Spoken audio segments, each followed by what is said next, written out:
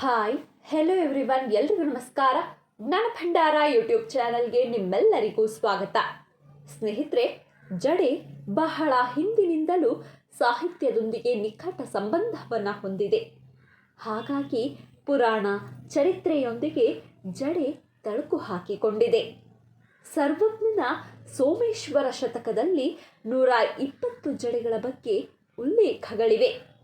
ಕಾಡಿನಲ್ಲಿದ್ದ ಋಷಿ ಪುಂಗವರು ಉದ್ದನೆ ಜಡೆ ಬಿಡುತ್ತಿದ್ದು, ಆ ಜಡೆ ಗಂಟಾದರೆ ಅವರನ್ನ ಜಡೆಸಿದ್ದಯ್ಯನೆಂದು ಕರೆದಿದ್ದಾರೆ. ಇನ್ನು ಋಷಿ ಪತ್ನಿಯರು ನಾಗವೇಣಿಯರಾಗಿರುತ್ತಿದ್ದರು. ಪುರಾಣದಲ್ಲಿ ದೇವಾರು ದೇವತೆಗಳಿಗೆಲ್ಲ ನೀಲಕೇಶವಿರುತ್ತಿತ್ತು. ಶಿಷ್ಟ ಪುರಾಣಕ್ಕೂ ಜನಪದ ಪುರಾಣಕ್ಕೂ ಬಹಳ ವ್ಯತ್ಯಾಸಗಳಿವೆ.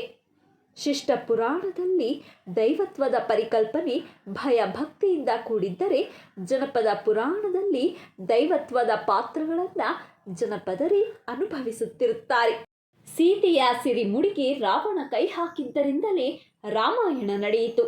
ದ್ರೌಪದಿಯ ಶ್ರೀಮುಡಿಗೆ ಕೈ ಹಾಕಿದ್ದರಿಂದಲೇ ಮಹಾಭಾರತ ನಡೆಯಿತು. ಪರಶಿವ ಗಂಗೆಯನ್ನ ನಿಯಂತ್ರಿಸಲು ತನ್ನ ಜಟೆ ಬಳಸಿದ್ದಾನೆ.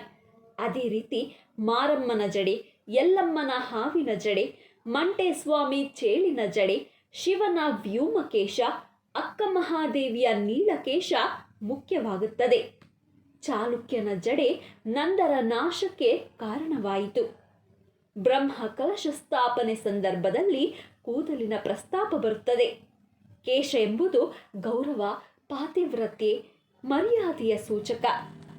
ಇಷ್ಟು ಪ್ರಾಮುಖ್ಯತೆ ಇರುವ ಕೂದಲನ್ನು ತೆರೆದಿಡುವುದು ಅತ್ಯುತ್ತಮ ಕೇಶವಿನ್ಯಾಸವೆಂದು ಪರಿಗಣಿಸಲಾಗಿದೆ. ಆದರೆ ಹಾಗೆ ಮಾಡುವುದು ಅಶುಭ ಎಂದು ನಿಮಗೆ ತಿಳಿದಿದೆಯೇ? ಕೂದಲನ್ನು ತೆರೆದಿಡುವುದನ್ನು ಶಾಸ್ತ್ರಗಳಲ್ಲಿ ಕಟ್ಟುನಿಟ್ಟಾಗಿ ನಿಷೇಧಿಸಲಾಗಿದೆ. ಇದನ್ನು ಮಾಡೋದ್ರಿಂದ ಜೀವನದಲ್ಲಿ ವಿನಾಶವು ಎದುರಾಗುತ್ತದೆ ಎನ್ನುವ ನಂಬಿಕೆ ಇದೆ.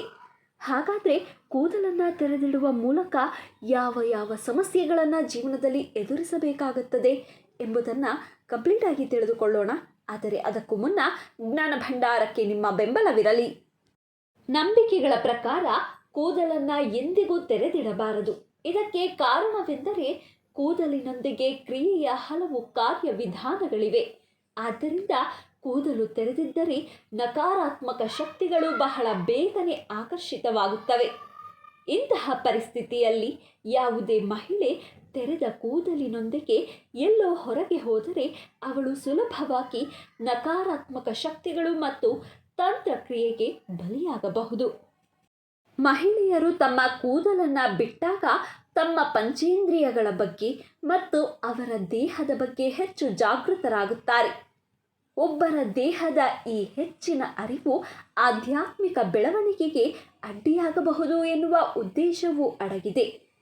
ಆಧ್ಯಾತ್ಮಿಕವಾಗಿ ಬೆಳೆಯಲು ನಾವು ನಮ್ಮ ಪಂಚೇಂದ್ರಿಯಗಳು, ಮನಸ್ಸು ಮತ್ತು ಬುದ್ಧಿಯೊಂದಿಗೆ ಗುರುತಿಸಿಕೊಳ್ಳುವುದನ್ನು ಮೀರಬೇಕು ಮತ್ತು ನಮ್ಮೊಳಗಿನ ಆತ್ಮ ಅಥವಾ ದೇವರೊಂದಿಗೆ ಗುರುತಿಸಿಕೊಳ್ಳಬೇಕು. ಬಿಚ್ಚು ಕೂದಲು ಪುರುಷರನ್ನ ಆಕರ್ಷಿಸುತ್ತದೆ. ಆದುದರಿಂದ ಮನೆಯಿಂದ ಹೊರ ಹೋಗುವಾಗ ಕೂದಲನ್ನು ಹರಡಿಕೊಂಡು ಹೋಗಬಾರದು. ಪೌರಾಣಿಕ ನಂಬಿಕೆಗಳ ಪ್ರಕಾರ ಸೀತಾದೇವಿಯು ಶ್ರೀರಾಮನನ್ನ ಮದುವೆಯಾಗುವಾಗ ಆಕೆಯ ತಾಯಿ ಸುನಯನ ಸೀತೆಯ ಕೂದಲನ್ನು ಕಟ್ಟಿದ್ದಳು. ಯಾಕಂದರೆ ಶ್ರೀರಾಮನು ಸೀತೆಯ ಬಳಿ ಎಂದಿಗೂ ನೀನು ತಲೆ ಕೂದಲನ್ನು ತೆರೆದಿಡಬೇಡ, ಇದನ್ನು ಮಾಡೋದ್ರಿಂದ ಸಂಬಂಧವು ಮುರಿದು ಹೋಗುತ್ತದೆ.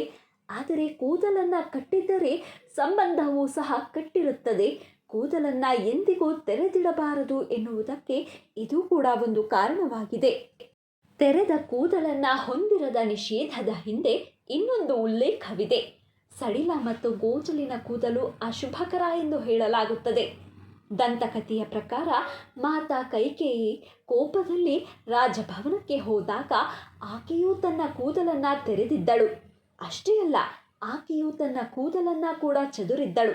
ನಂತರ ಆಕೆ ದುಃಖಕ್ಕೆ ಒಳಗಾದಳು. ಇನ್ನೊಂದು ಕಥೆಯ ಪ್ರಕಾರ ದೇವಿ ಸರಸ್ವತಿ ಕೂದಲಿನಲ್ಲಿ ನೆಲೆಸಿರುತ್ತಾಳೆ. ಹಾಗಾಗಿ ಜ್ಞಾನವನ್ನು ನಮ್ಮೊಳಗೆ ಕಟ್ಟಿ ಹಾಕಲು ಕೂದಲನ್ನು ಕಟ್ಟಬೇಕು ಎಂದು ಹಿರಿಯರು ಹೇಳುತ್ತಾರೆ. ನಂಬಿಕೆಗಳ ಪ್ರಕಾರ ರಾತ್ರಿ ಸಮಯದಲ್ಲಿ ಕೂದಲನ್ನು ಮರೆತು ಕೂಡ ತೆರೆದಿಡಬಾರದು. ಇದನ್ನು ಮಾಡಿದರೆ ಕುಟುಂಬದಲ್ಲಿ ದುಃಖ ಮತ್ತು ಸಂಕಟ ಹೆಚ್ಚಾಗುತ್ತದೆ.